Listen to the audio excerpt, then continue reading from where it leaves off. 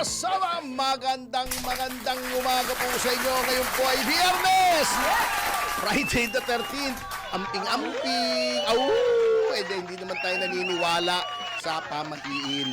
Sabagat para sa atin, Sa bata yan. oo, walang pamahiin di ba? Walang pamahiin, kundi ang ama lamang Opo. ang nagbibigay ng ating kapalaran. Opo. There is a God who guides the destinies of men and nations. Diba? Oh, yeah. Anyway, ngayon ay at 13 nga, Friday, at ang ating oras Alas 11:03. ng umaga, Tony Ferdy, Mr. Sex Appeal, pogi na, macho pa nga, Oh, yeah. pasyo, bumabati sa inyo ng mabuhay po kayo at lahat ng ugat sa inyong katawan. Oh, yeah. Kasama si... Miss Judy de Guzman. Ay, tignan mo naman, ang aking itsura. Bagis na bagets kaya, Tony. Oo, hindi. Meron kasing kahawig nito si Senyor Ray Pacheco. Oo Alam mo nga. naman, idol natin yan. Di ba? Di ba meron ganito si Oh, Senyor Ray? Di ba? yeah. Parang ganito. hindi Hinahanap na- ko ba yan? Para magkahawig kami ng jacket. naman. Di ba? Kita mo si, Yung ano. favorite jacket niya. Di ba? Senyor Ray na Senyor Ray. Oh, Pareho lang kami ng yeah. size palagay ko. Kasya sa kanya ito. Pareho kayong, ano. Yun na. Sige na nga. Pero ito, fake ito ha. Baka kala nyo mamahalin. Fake lang ito, hindi ito Lacoste. Ito ay Laost. Laost. Kaya mo na lang. Anyway, kaya po ako wala kahapon, siguro naman nakita nyo sa news. Sapagkat sinamahan ko po nung alas 10 ng umaga ang aking kliyente na si dating congressman at dating cabinet secretary Mike Defensor sa NBI. Nandoon din po ang 18 mga Marines na ang kanila namang tagapagtanggol ay walang iba kundi si Attorney Levy Baligod. Oh, yeah. Okay. At ito nga po ang naging question namin. Nagtataka ako kasi itong NBI, pinagluluko tayo ng liderato nitong NBI. Kasi very, very clear po. Very, very clear doon sa Sabina. Sila daw ay mga kasama, pakinggan nyo itong grand deception na ito between the NBI and the Ombudsman na dapat ang Ombudsman ay independent. Opo. Okay ha? Number 1 na puntos. Yung sabina nila, nakalagay lang, background investigation and verification. Alam po ng mga kasamahan natin sa media yan. Yung pinadala ko po sa kanilang sabina na galing sa NBI na natanggap ni Ginoong Mike Defensor ay nakalagay lamang, ito ha, babasahin ko verbatim Sige po. para hindi tayo magkamali. Ito ha, very, very clear. Ito ha, to provide, yan, relevant information on the investigation being conducted by this Bureau in relation to the deputization to conduct background investigation and verification. Yan. Background investigation and verification regarding the joint affidavit. Ano yung background investigation? Dapat yan, identity lamang ng mga tao. Kung sila talaga yung humarap yun sila yung pumirma. Opo. They are who they say they are. Okay? Wala po rito nakalagay na credibility investigation, hindi katulad ng ginigiit ng mga nandoon sa NBI kahapon. Bigla nilang isiningit yun. Iimbestigahan daw nila yung kredibilidad. Bakit mali po yan? Number 1, ang Ombudsman ay isang independent body. Independent yan according to the Constitution. Opo. Hindi yan dapat umaasa sa kahit anong sangay o departamento ng gobyerno. Bakit? Kasi para hindi ma-influensyahan. Ayun. Okay, so yung mga ulalo ituturo, huy, Atty. Topacio, mali ka. Nakalagay sa Ombudsman Act, batas yan. The Ombudsman may request the assistance of any department. Opo. Tama naman kayo. Request the assistance. At kung titignan niyo yung konteksto ng batas, yung context, that is for information gathering. Pagkuha ng impormasyon. Let's say, kailangan ng papeles ng titulo ng lupa sa LRA, pwede mag-request yan. Okay, di ba? Opo. Kailangan ng malaman kung sino yung may-ari ng sasakyan na ang plate number is ABC 1234. Oh, punta sila sa LTO. Ayun. Anong gustong mangyari nitong NBI? Ewan ko kung ng ombudsman o hindi. Bago daw, very clear yan ha, may video ako kaya huwag niyong i-deny ha. Oh, binidyohan ko kayo. Very clear na sinasabi ng mga nasa NBI na bago daw mag-imbestiga yung ombudsman, pinaiimbestiga sa NBI kung credible yung mga affiants. Yung mga 18 Marines na nagsagawa ng affidavit. Okay. Kalokohan yan. Bakit? Ang pwede lang hilingin ng ombudsman sa kahit anong ahensya. Impormasyon, yung katulad ng sinabi ko. Opo. O, baka sa BIR, patingin nga to the extent that it is not confidential yung binayaran na tax nito. Opo. O, BIR or LRA, yung titulo ng lupa, di ba? LTO, sasakyan. Ang gustong mangyari, kung tama yung sinasabi niya ha, Okay. bago daw mag-imbestiga ng ombudsman, hihintayin report ng NBI. Kung credible o hindi, kung logical, etc., etc. yung affidavit. Mali po yun. On so many levels. Number one, hindi po pwedeng manalig ang ombudsman, an independent body, sa report on the credibility ng NBI. Anong diferensya between fact-finding at yung hihingan mo ng report ang credibility ng NBI? Yung fact-finding, humihingi ka lang ng records na naroroon na. Oh. Meron ka man records ito? Meron ka. Bigay Dali mo mo na. sa akin. Yan. Yun. Anong ibig sabihin ng verification ng credibility na niwala nga rito? Tapos yun ang ginagawa. O bago yun ang ginagawa. Maling. What the ombudsman in effect is doing is that it will be relying on the exercise by the NBI of its discretion and analysis as to whether or not a person is credible or not. Mali yun. Disira na ang independence ng ombudsman. Kung sasabihin yung bago mag-imbestigang ombudsman, hihintayin yung report namin, hindi na independent. Oh.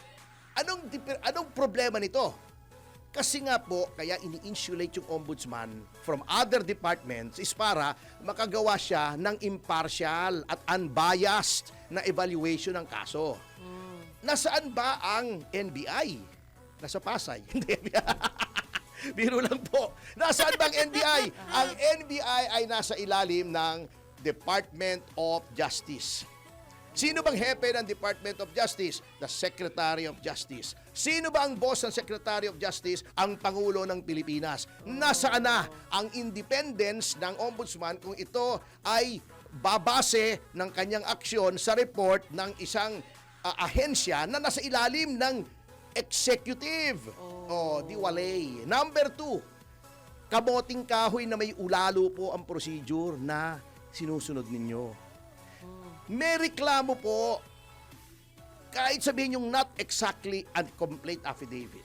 May affidavit, 18 tao. Sinasabi si Sandro Marcos, si Cadiz, pati si Martin Romualdez at si Bongbong Marcos tumanggap ng mali-maleta. Ang affidavit na sinumpaan sa harap ng notaryo at nung kamakalawa ay nandoon yung notaryo na Siya mismo. siyang pumirma as notary public doon sa affidavit. Napatunayan na ng NBI na siya ay tunay na abogado, napatunayan na yung identity niya at may notarial commission siya doon sa lungsod kung saan yung notaryo. Opo. So ibig sabihin, genuine yan, hindi hausyaw. Okay? An affidavit according to law and decided cases is entitled to full faith and credit on its face. Opo. Ibig sabihin, kung wala naman kayo nakikita within the four corners of the affidavit, doon sa mismong affidavit, Opo. na ito ay palso, dapat yan ay paniwalaan mo muna. Okay. Okay. With respect to credibility, sinasabi nila, baka hindi credible. Opo. Ang magsasabi po, ang magko-contest sa katotohanan ng isang affidavit ay yung itinuturong gumawa ng krimen. Ayun. Hindi yung piskal. Pag ikaw ba pupunta sa piskal, yung mga nagdemanda na sa inyo, sasabit ka ng complaint affidavit, anong gagawin ng piskal? Hihingi ng ID. Natural lang yun. Baka hindi ikaw yun. Lalo na kung hindi ka naman kilala ng piskal. Opo. O, di ba? Oo. Ikaw ba to, pahinging ID, yung valid, voter's ID, driver's license, passport, etc. Ikaw ba to, sige, manumpa ka. Ayun. Okay, manumpa ka na, patatawag yung kabila. Oh, sagutin mo nga tiyo, may bintang sa'yo. Yung kabila, kukuha ng abogado yon, babakbakin niya yung katotohanan noong nasa complaint affidavit. Ganun po ang maayos na criminal investigation. Ito hindi ang naging tumatayo ng abogado nung mga itinuturo, NBI, yung investigador. Ito pang taduhan kahapon na gustong mangyari nitong NBI, ano? Gusto ba naman lahat ng mga taong sinampina nila ilagay sa kanya-kanyang kwarto, hiwa-hiwalay, at i-interviewin? BS yun. Parang sila ang akusado. Oh, anong kalokohan yan? Baliktad. Baliktad nga Kaya nga umalma si dating congressman Mike Defensor. Sabi niya, you are investigating a non-crime. Bakit kami ang iniimbestigahan nyo? Bakit hindi yung itinuro? Kunin nyo yung identity. Tapos, di ba? Then, hindi ko malaman kung patatawag o hindi. Tumayo nga ako, sabi ko, pagkatapos ba nito, patatawag nyo yung kabila? You answer me, yes or no. You answer me. Ang sabi. Kung hindi ko papinilit, sinabi nila, sige, kung kailangan patatawag namin. Ibig sabihin, very clear na pinoprotektahan nila. Di ba? Eto pa, nakakatawa. Pinatawag nila si Mike Defensor. Opo. Bakit? Kasi daw yung isang sasakyan na nung nag-press con ang mga 18 ay ginamit yung isang sasakyan ni Mike Defensor. Ano ngayon? Bakit tinanong ko, gusto nyo ba, ano bang gusto nyo? I-establish daw yung identity ni Mike Defensor. Natawa ako, sabi ko, may duda ba kayo na yung taong nasa harap nyo ngayon ay si Michael Defensor? May duda ba kayo? Hindi nyo ba kilala? Sabi ko nga, I don't mean to be condescending. Ayoko nakakainsulto pero naglolo ko, parang gusto ko sabihin, naglolo ko na tayo rito. Hindi nyo alam na ito si Mike Defensor? May duda ba kayo? Sabi na, hindi nyo kilala si Mike Defensor. Kilala. Anong problema ngayon? Yun naman pala kako So, ba't pinatawag nyo pa? Bago yung sa asawa, ayaw pang sabihin yung purpose. Ang purpose is, since yung sasakyan ay rehistrado sa pangalan ng asawa, pinatawag to harass. Kailangan mo bang tawagin yung registered owner? Nandoon na nga sa LTO, kinuha mo na nga na siya yung registered owner. Alam nyo ang aim nitong NBI para buwisitin, i-harass, to vex, to intimidate, para takutin na ang message na pinapadala nito sa mga prospective na other witnesses ay wag na kayo mag-witness, bibwisitin din namin kayo, imbestigahan din namin kayo. Ganun ang pinapalabas. Kasi sinabi ni Atty. Baligod, may next batch pa na 10. Para sinasabi nila, yan pagka tumestigo kayo, eto rin ang sasapitin nyo. Eto pa ang isang nakakatawa Eto pa. Nakatanggap pala ng liham si Atty. Baligod. Kahapon ko lang nalaman na pinatatawag sila ng ombudsman at itatanungin yung 18. Hindi ba nakakatawa yun? Bakit mo dineputize yung NBI para tanungin yung 18? Ikaw pala mismo tatanungin mo na rin at a later date. Abay, tinatakasan ka ng katinuan. Di ba? Why would you delegate something that you yourself will be doing? Ay nako, wala na siyata sa tamang pag-iisip yung ombudsman natin. O talagang hindi. Actually, nasa tamang pag-iisip yan. Hindi, baka ikukumpara lang. Hindi. Bakit mo pa ikukumpara? Nasisira na ng independence mo. But you don't have to compare. Diretso mo na. Hindi, ito ang aim niyan. Para maabala. Yung mga tao, inaabala nila, tinatakot nila. Ba't ayaw nilang patawag yung tinuturo? May affidavit dito. Totoo ba to? Yun. Hindi, totoo kasi ito, ganito yan, ganito. Bakit hindi ganon? Palibhasa, malalaking mga tao, sina Sandro Marcos, sina dating Yusek Cadiz, mismo si Bongbong Marcos, syempre, of course, walang jurisdiction naman ng ombudsman over a sitting president. Si Martin Romualdez, pwede. Bakit hindi yun ang impita na halatang-halata kayo? Ba't hindi yung patawag nyo? Bakit yung mga tao na nagsusumbong, bakit hindi yung isinumbong? Oh. Pagkatapos, sasabihin noong mga investigating officers sa Special Action Unit, these are witnesses. Pagkatapos sasabihin ng hepe nyo, hindi pa sigurado kung witnesses yan. Abay, naglulukuhan na talaga tayo dito. Oh. Katarantaduhan na yan. Yan po ay dapat malaman ng ating mga taong bayan kasi bawal po ang media doon sa mismong investigation room. Oh. So, sabi ko, magbibideo kami because this is a matter of public interest. Hindi naman kasama sa anti-wire tapping to, data privacy. Oh. Eh di, binidyo ko, yun ang lumabas na kakengkoy nila. Puro kengkoy. Terrible. Alam mo, ang nakakalungkot dito, Ma'am Jubes, Opo, sir. yung mga institusyon na dapat magtanggol sa atin, isa-isang nabababoy. O, Ombudsman, nababoy. Blue Ribbon, nababoy. Pati NBI ba naman? Ako po, galing din sa NBI noon eh. Noong panahon ni Mayor Lim, when he was NBI Director, ang tingin nun sa NBI, napakataas. Sagrado yan, actually. Oo, in fact, pag natatakot ka sa pulis, hindi naman sa pagmamaliit sa kaibigan nating mga pulis, or pulis ang salary na itinuturo, NBI ang takbo. Opo. Pag matter of national importance, NBI ang takbo. Hanggang ngayon naman, ang NBI ay binubuo ng mga tao, mga babae at lalaki na may mataas na antas ng profesionalismo. Opo. Matatalino, masisipag. Kanya lang, yung pag nilagay mo sa leadership ay isang tao na ang misyon lamang ay para sirain yung mga kritiko ng gobyerno, eh walang mangyayari.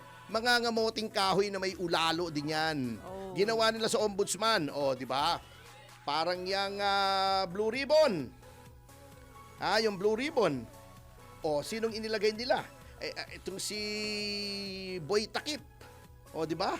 Na wala nang ginawa kundi pagtakpan. O, di ba?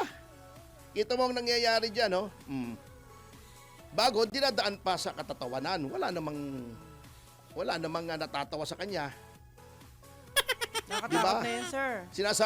Pag sinasabing, selective justice ka naman, sinasabi, siguro nainggit lang sila kasi mas pogi ako sa kanila.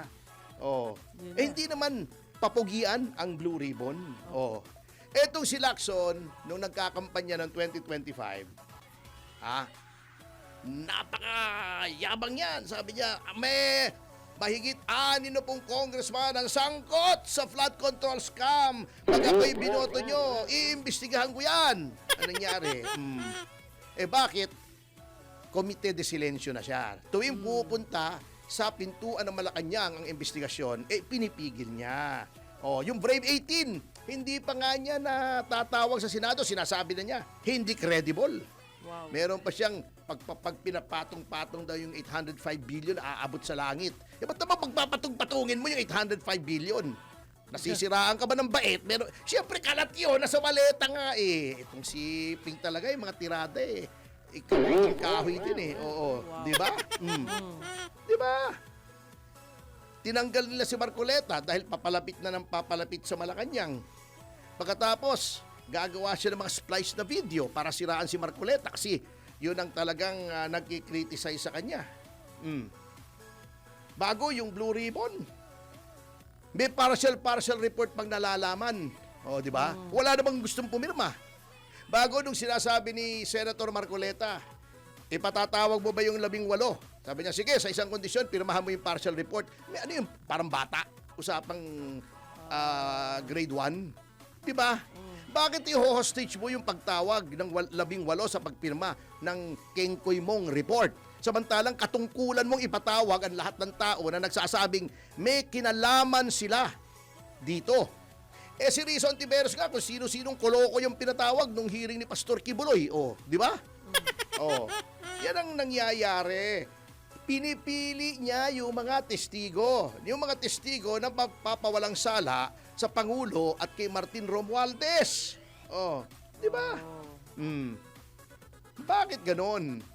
Yun ang malaking problema rito. Pagkatapos, ang NBI, yung tao na inakusahan ng rape, yung sa Patidongan ba yun?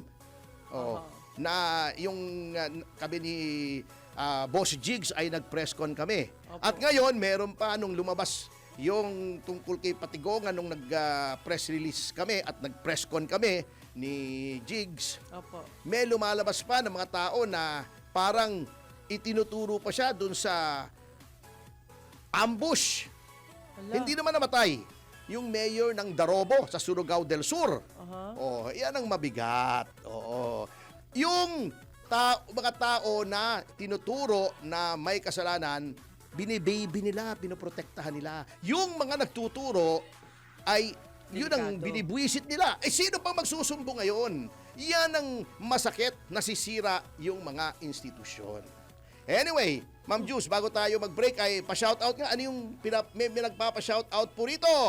Ayan. I-shoutout natin, De Leon Victor. Napakabagal ito si Victor eh.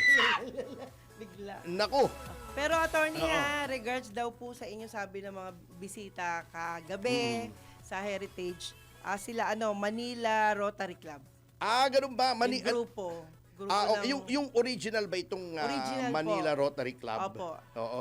sabi Eto. extend daw yung regards Ay oo, sa'yo. sayang wala nga ako roon at may mga meetings tayo. Pero Opo. mamaya ay dadaan po tayo at tayo po ay makikipaglibing. Anyway, isang shout out. Ito yata ay newly appointed judge ng Bayambang, Pangasinan, si Judge Romeo Caboteja Jr. Na dating nasa Judge Office of the Solicitor General. General. Yan. Okay. Ngayon ay huwes na siya. Yan. Oh, yeah. Ito siguro ay half-cousin ni Justice Cabotaje Tang. Bakit po? Kaboteha siya eh. Yun, kabotahe. Kabotahe. Hindi siguro. ENA lang. Ayan ang difference. Anyway, Okay. bago po tayo magpatuloy sa ating pag-aaral, ay magbabalik ang Yes, Yung Topasyo. Pagkatapos sa mga commercial influencer, advertisers, matrasas, maalala, hanap buhay, just in news, flash breaking news, break ating sumamin at kung ano na magkasumahan nating oras. Alas 11:25 ng umaga. 1, 2, 3, Yema! Magandang umaga Pilipinas, narito na ang tamang balita sa oras na ito. Bilang ng mga Pilipinong walang trabaho ngayong Enero, nadagdagan ayon sa PSA. Detalye ng balitang yan mula kay John Riz Calata. Nadagdagan ang bilang ng mga Pilipinong edad 15 pataas na walang trabaho noong nakaraang Enero. Batay sa tala ng Philippine Statistics Authority, 5.3% ang unemployment rate sa bansa, mas mataas kumpara sa 5% noong October 2025 at 4.3% noong Enero ng nakaraang taon. Ang unemployment rate nitong Enero ay katumbas ng 2.96 million unemployed individuals, mas mataas kumpara sa 2.54 million noong Oktubre ng nakaraang taon at 2.17 million noong January 2025. Naitala naman ang 94.2% employment rate sa unang buwan ng taon, mas mababa sa 95% noong October 2025 at 95.7% noong January 2025. Ako si John Riz Galata, nag-uulat sa impilang may todong lakas. DWIZ nagbabalita ng tama, naglilingkod ng tama. DWIZ News Catch Up. News Catch Up. Flexible work arrangement ipinatutupad na ng Malacanang bilang bahagi ng energy conservation measures ng pamahalaan.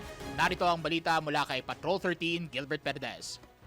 Sinimulan na ng Presidential Communications Office o PCO ang pagpapatupad ng pansamantalang hybrid work arrangement o yung HWA bilang suporta sa mga energy conservation measures ng pamahalaan. Ito ayon kay PCO Acting Secretary Dave Gomez ay alinsunod na rin sa direktiba ni Pangulong Ferdinand Marcos Jr. at sa Memorandum Circular number 114 na nag-uutos sa lahat ng ahensya ng gobyerno na higpitan ang paggamit ng enerhiya. Ayon sa memorandum ni Gomez, lahat ng kawani ng PCO ay magkakaroon ng 4 na araw na on-site at 1 araw na work from home kada linggo. Anya, ang on-site schedule ay mula Lunes hanggang Huwebes na may oras ng trabaho mula 7 a.m. hanggang 6:30 p.m. depende sa shift, habang ang Biyernes ay nakalaan para sa work from home para sa mga lahat ng mga empleyado nga ng gobyerno o ng ahensya. Sinabi ng PCO official na lahat ng mga kawani na nakakompleto ng 40 oras sa isang linggo ay maaaring mag-overtime, ngunit kung mas mababa sa 2 oras sa labas ng regular working hours ay hindi raw ituturing na overtime. Mahigpit namang ipinagbabawal ang overtime mula Biyernes hanggang Linggo at sa mga holiday sa New Executive Building o NEB. Bukod naman sa flexible work arrangement, itinakda rin ang mahigpit na energy conservation measures sa nabanggit na tanggapan. Binanggit sa memo na ang mga ilaw ay bubuksan lamang mula 7 a.m. at papatayin ng 7 p.m. habang ang mga aircon ay limitado sa parehong oras na may thermostat na 24 degrees Celsius. Ang lahat ng kagamitan tulad ng desktop, laptop at photocopying machines ay ilalagay sa sleep mode o yung energy saving mode kapag hindi na raw ginagamit. Inihikayat din ang mga supervisor at cluster heads na i-monitor ang productivity ng kanilang mga tauhan sa work from home at gamit yung kanilang digital attendance monitoring system.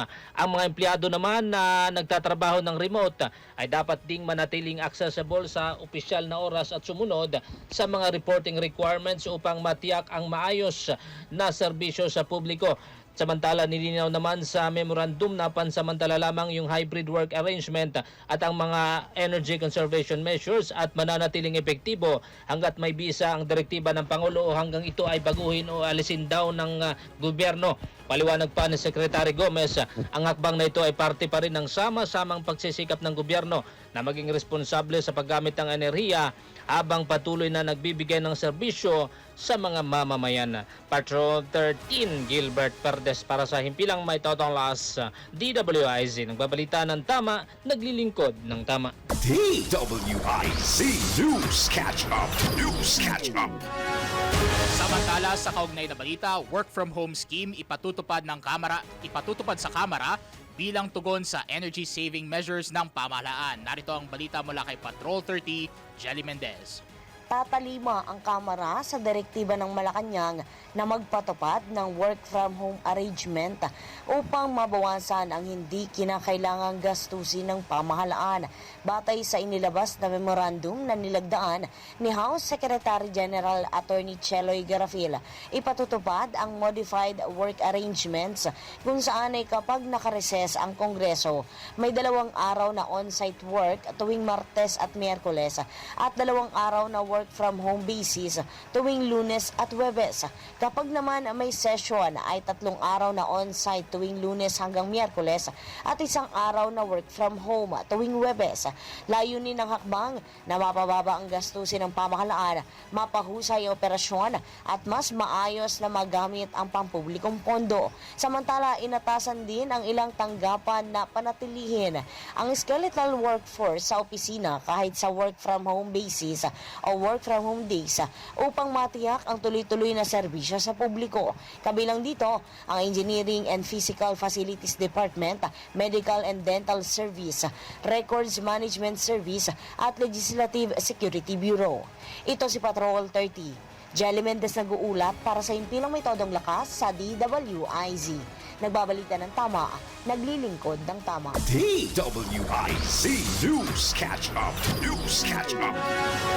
At yan ang tamang balita sa mga oras na ito. Mag-follow at subscribe sa lahat ng DWIZ News digital accounts.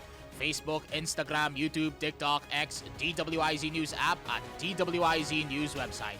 Ako po si Angel Riñon, nagbabalita ng tama, naglilingkod ng tama. Mga kasama, nagbabalik po ang Yes Yes YouTube Pasyo sa oras na Alas 11:35 ng ang umaga.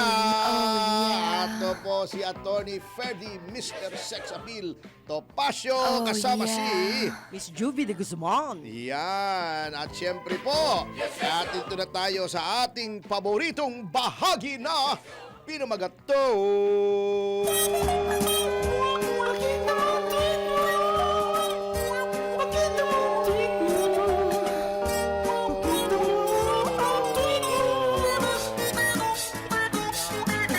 Pakita mo, tweet mo, uy. Yan, bati ka muna.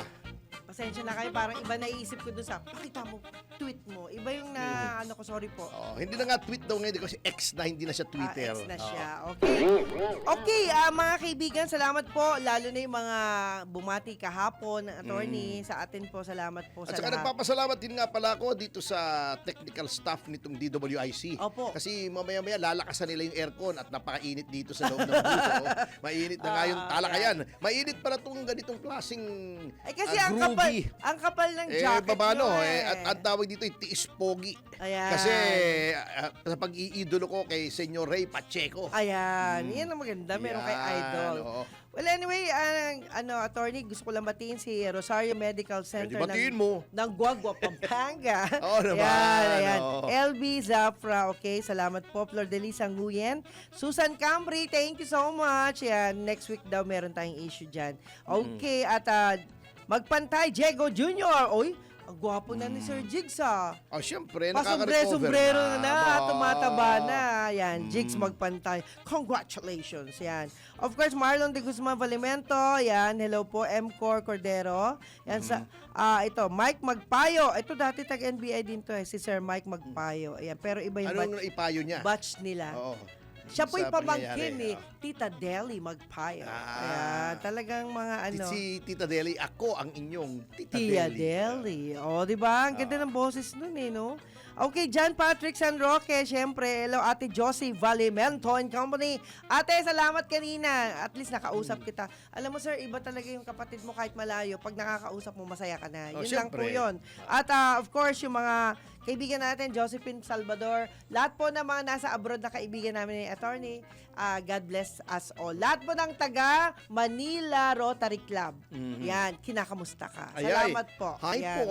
Ha? Oh, yeah. Hindi, kanina Attorney, no? nakikinig ako sa ating napakagandang news report na dumami pa pala Oh. ang bilang ng walang trabaho. Ano kayang konkreto na panukala nitong Presidential Advisor on Poverty Alleviation?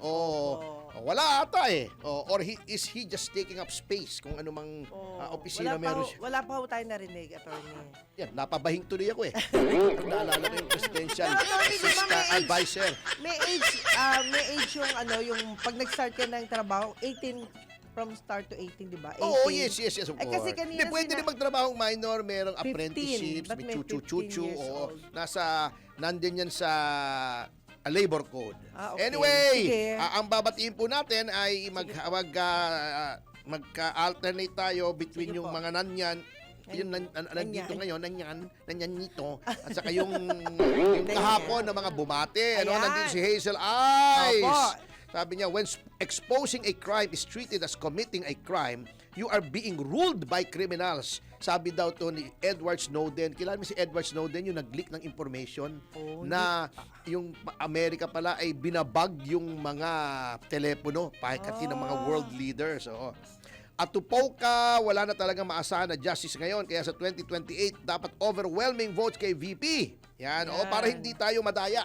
Kinakabahan ako dyan sa Comelec. Wala akong kumpiyansa dyan sa pagbubuka ni George Garcia. L-top.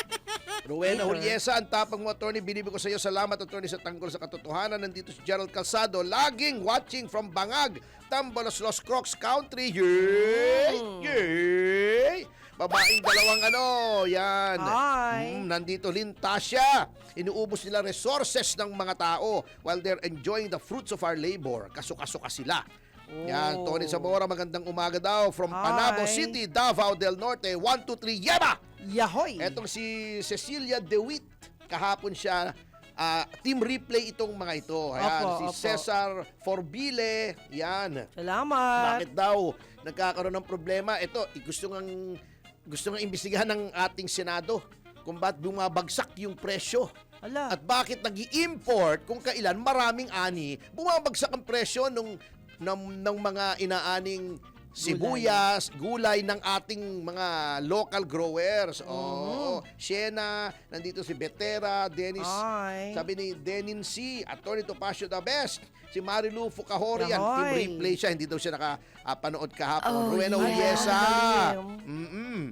Si Nene Daddy, nandito, yan.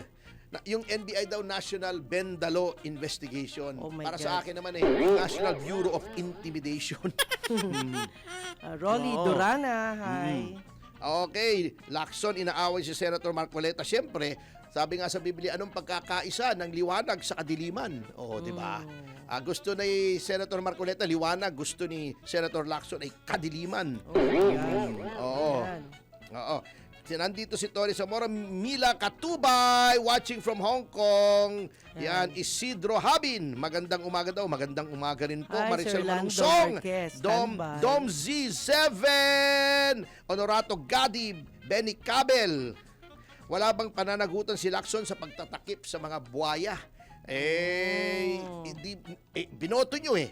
So next election, wag nyo nang iboto. Pero matagal-tagal pa yun, dapat tandaan nyo. Okay. Si Hamog, 6540. Ay. Frank Valle, Alger 9. Mhm. Oh. Oo, kasi sabi nito, hindi daw siya natatakot sa 100 per liter na diesel kasi nung bagyong Odette daw, tumaas na ng 100 sa Cebu. Oh, grabe. Ano ba, Isidro Habin, Maria Lourdes Meloles, Apollo 227, Divina Tugo.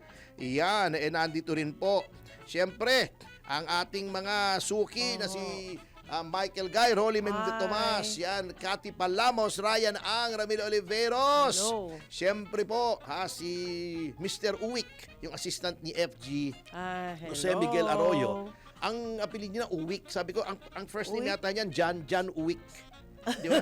Uwi ka na? Pelikula Ay, yun, pelikula. Sylvia okay. Dade, Apollo 227. Nandito si Benedicta Ang. At syempre si Willie King, si William Gatchalian, si Andrew Tan, Yan. Louis and Nats Gamboa, Richard Chuateco, Ay. si Rainier Chu, Atty. Rui Rondain, Atty. Raulito Paras, Atty. Roma Valdez. Attorney Jose Tolen. Kasi Tolentino sino yun? At siyempre po, since nasa Ayun na. top of the mind ang presyo ng gasolina sa lahat ng tao ay makakapanayan po natin sa ating linya ng komunikasyon. Yan. Walang iba. Kundi si nawala na po daw. Oo, bilis nawala na sa ba't linya. ganyan? Oo, hindi kayo naubusan ng load. Hindi. Di ba? ganyan. Patatawagan natin Oo. ulit. Sige, Oo. sige. At syempre, attorney, gusto ko rin pasalamatan yung mga seafarer na hindi sumusuko sa kahirapan. Ayan Ganun naman, ho, oo. talaga. Speaking of seafarer, meron palang 7,000 na mga Pilipino at napakaraming mga seamen Opo. na nasa gitna ng peligro dahil sa Diyos. Middle East at natataranta ang ating gobyerno. Ba't ba ayaw magpadala ng eroplano? Ano bang problema? Kahit Ang mga utay-utay. Pilipino pa naman napakaraming seamen. Di ba? Yes. Oo, di ba? Ayan. Yung mga Pilipino, maraming seamen, di ba? Oh, Oh, yeah. yung mga nandun sa barko! Seaman! Seamen! Ang tawag doon. Kayo naman, Kasi ano Ay, eto. Okay. Nasa linya na ng Yan Smart. na. Kaya lang, pa-break na tayo. Hindi, ipakilala mo lang muna at babalikan natin lang, siya. Kuya Lando, pagbati lang muna. Magandang umaga po. Ay, magandang umaga po, Ma'am Joby, at lalong-lalo na yung poging-pogi na ating abogado, si Atty. Saan? Topacio. Good morning po. Good morning sa Nasa lahat ng opisina. inyong Nasa tagapakinig. opisina. Yung Ayan. anak ko yung tinutukoy niya. Pero bago natin ipagmalaki yung mga suhestyon ni Lando Marquez, ano muna tayo? Time check muna tayo. Babalikan po natin si Lando Marquez, ang Standby lang po. pambansang pangulo ng land, ano yun? Ano ibig LTAP. sabihin nun? Ano yung LTAP? LTAP? Ng mga transportasyon. Land Transportation Office, di ba? Hindi, LTO yun eh. LTO pala. Liga ng mga transportasyon at Ay, oo nga pala. Ikaw talaga. Excited talaga. Sorry, guys. Di ba? Natawa kayo. Yan Ang alam kong maganda. LTAP kasi sa Mariling, license to own To own. and possess. Yan. LTAP yun, di ba? License to own and possess. Ang tagal na wala kasi ni Kuya Lando. Anyway, Nawala tuloy magbabalik ako. po ang Yes Yes Yo Topacio pagkatapos ng mga Ng- paalala. Ating oras, Alas 11:45 ng umaga. 1, 2, 3! Yeah, ba? Yes, yes! Yeah, mga kasama! Nagbabalik ang Yes Yes Yo Topacio sa oras na Alas 11:48 ng umaga. Tony Ferdy Topacio. At Miss Juvie de Guzman. Yan, ito, nung nalaman nitong mga tagapakinig natin na nandito si Kalando, Ayan. ay napakarami pong pumasok. Nandito si Stanik, si Maria Teresa Maturan, Kulasisi, Ryan Adlawan. Ayan. Sabi ni Gerald Calzado, National Bangag Interrogation. Grabe, no? Ano ba naman yan? Rolly Aquino, pumasok bigla. Richard Masiklat, si Tatay Strauss. Yan, oo. At saka ano yung sabi mo, Tsaka ito hahabol mo? si Chairman and Founder si Antonio Mauricio ng Innovation Philippines, si Alexander Cureg yan ng Rotary Club of Uy, Manila. baka kamag-ano ko yan. Ang middle name ng Correct. mother-in-law ko ay Kureg. Talaga, Oo, taga yun. Kabagan, Isabela. Ay, tama, taga ron sila. Oo, Kabagan yun. Kamag-anak ko yan. Kamag-anak mo to. Pero hindi po Ayan. totoo yung mga taga-Kabagan daw ay utot May ng utot. kabag. Anyway, Ayan. balikan natin si Kalando, Ayan. National Sir President ng Hermie Liga Esguera. ng Okay. Transportasyon ng Pilipinas. Kalando, good morning ulit. kumusta na po ang ating mga Hello, drivers? good morning, Ma'am Joby. Opo, ayan na. Good morning po. Kumusta na po ang... Good morning, attorney. Good Oo. morning. Kumusta na ang ating mga drivers? Paano po sila nagko-cope dito sa napakatinding pagtaas ng mga presyo ng produktong petrolyo? Yo. Alam mo, attorney, dahil ikaw naman ay talagang kabisado mo yung nangyayari sa ating bansang Pilipinas. Opo. Yung ginawa kasi nila dito, attorney, para bang yung sinasabi ng DOE na mayroon tayong stockpile na hanggang katapusan pa ng April na fuel. Naniniwala ba kayong bakit meron? Itinaas nila kaagad? Yun nga po, kaya ako hindi naniniwala eh. Tayo'y pinaglululoko na naman eh. Ala. 50 Talagang days daw. hinold up nila ang buong sambayan ng Pilipino, attorney. Opo. Kasama ka na doon sa na-hold up. Oo nga eh, oo. Aray ko. Ayan. So, at paano pong nagko-cope ang ating mga drivers habang hindi pa po nagbibigay ng mandato na pwede nang itaas ang pasahe? Alam mo to, at talagang napakasakit na sabihin itong nangyayari dahil nga yung deregulation law ay parehas na diniregulate yung ng gobyerno yung ating fuel. Walang pakialam ng gobyerno kung magkano ang gusto ng mga oil company na Oo nga itaas. po eh. Oo. At wala rin pakialam ng mga oil company kung magkano yung buwis na kung gustong ipataw ng gobyerno dahil diniregulate din yung fuel tax.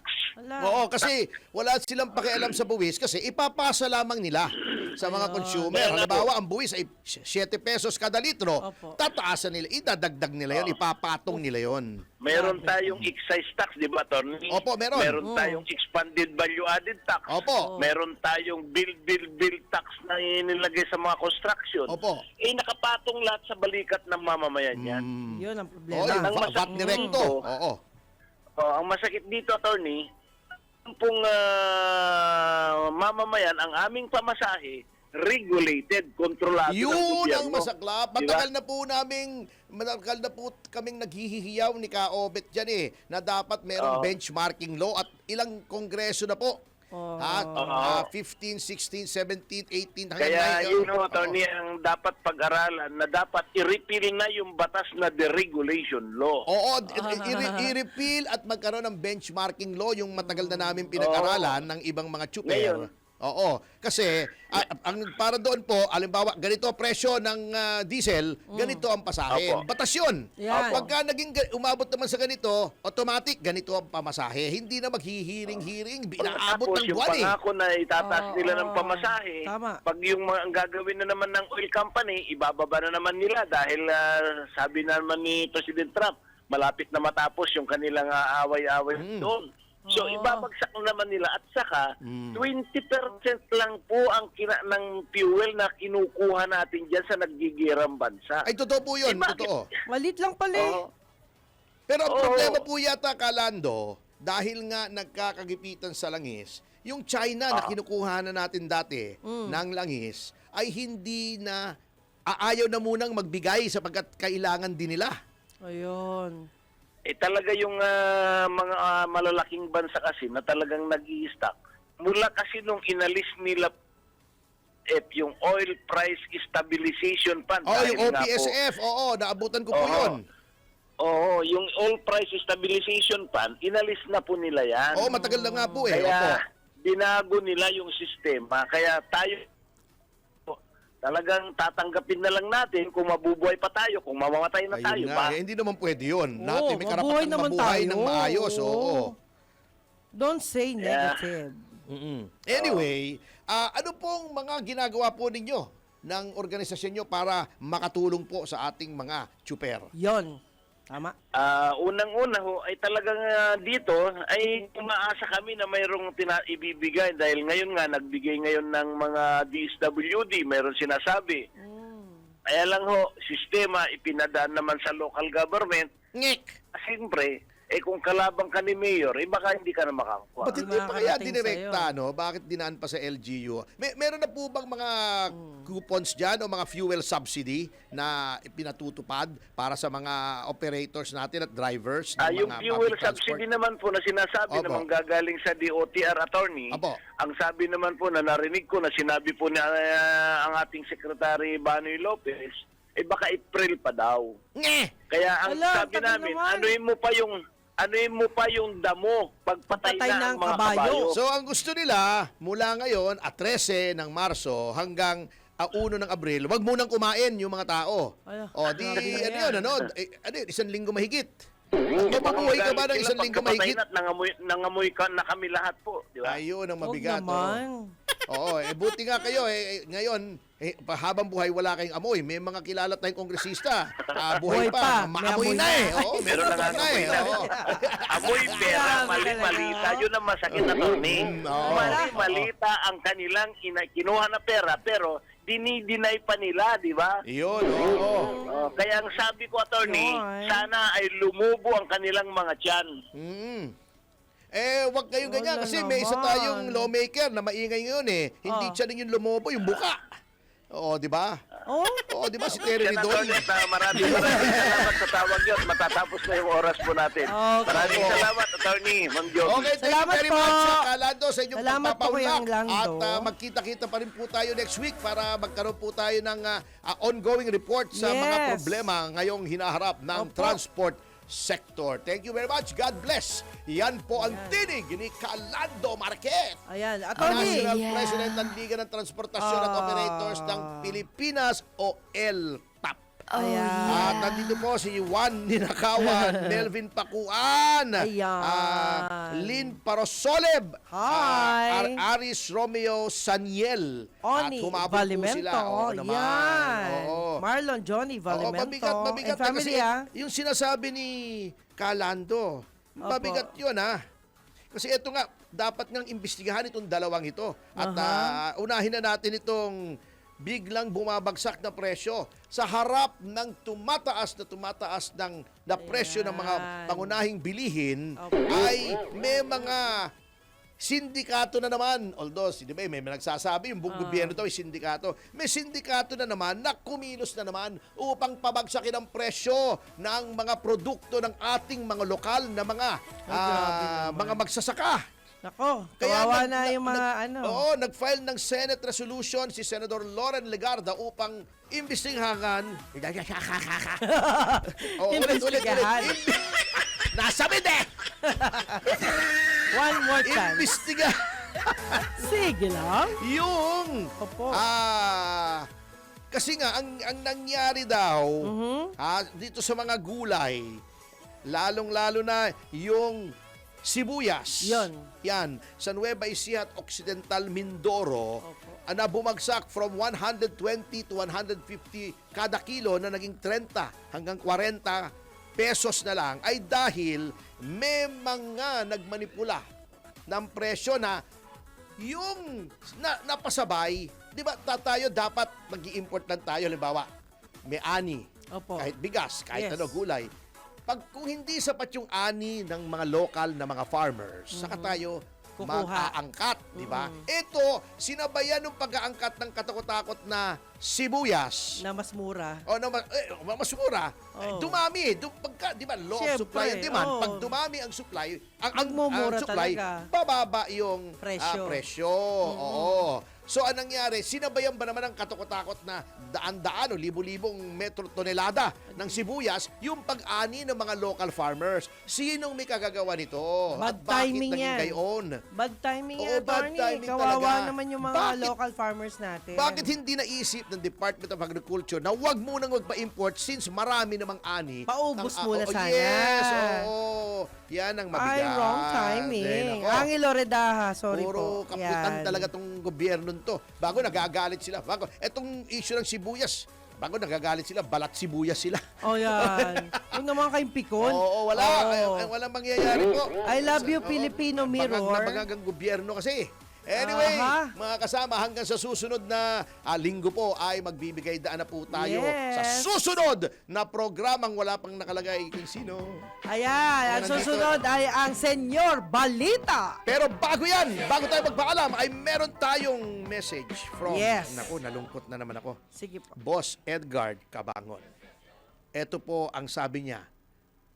Ako actually recipient ako nitong mga messages niya Ako rin po. almost every day Opo. nung nabubuhay siya. Sabi niya, a very true reminder. Health does not always come from medicine. Most of the time, it comes from peace of mind, peace in the heart, peace of soul.